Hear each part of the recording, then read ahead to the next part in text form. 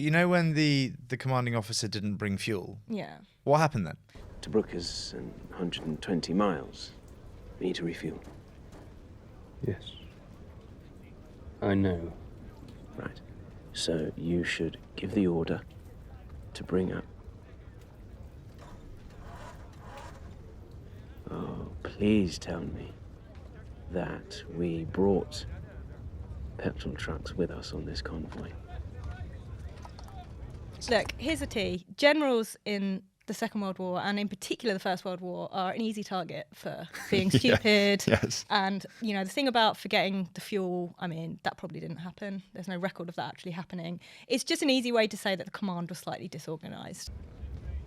I've been watching my own fuel gauge move inexorably toward empty, and I've worked out that what it must be, you see, is that the convoy has been fueled with just enough petrol for a journey of 500 kilometres. Right.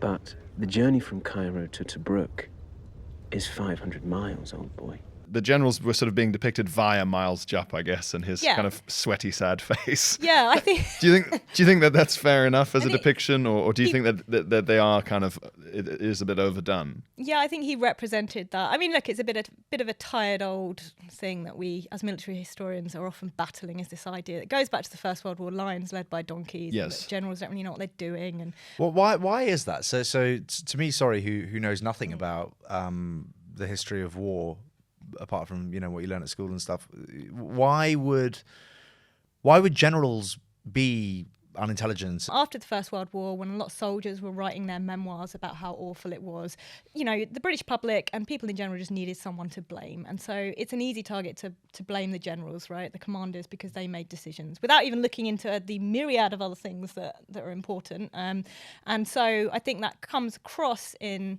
that little scene that we see at the beginning there is just about, how disorganised senior leadership is, and God, look, we need some young blood to save, some fresh ideas to save the day. And actually, there's some truth to that. The British Army at the beginning of the Second World War was pretty unprepared. They'd had their spending cut throughout the interwar years. Nobody wanted another war, and it was almost like the British Army were just putting their head in the sands a bit, just like, we're not going to have another war. If we don't spend on it, it won't happen. If we don't beef up our military, then nothing's going to happen. And so they had this kind of lack of talent in senior leadership. Also, as a result of the First World War, a lot of young officers died. Those officers, by the time of the Second World War, would be your senior commanders.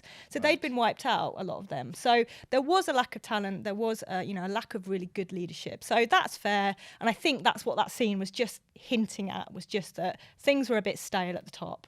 Yeah. And, who's going to save the day, basically.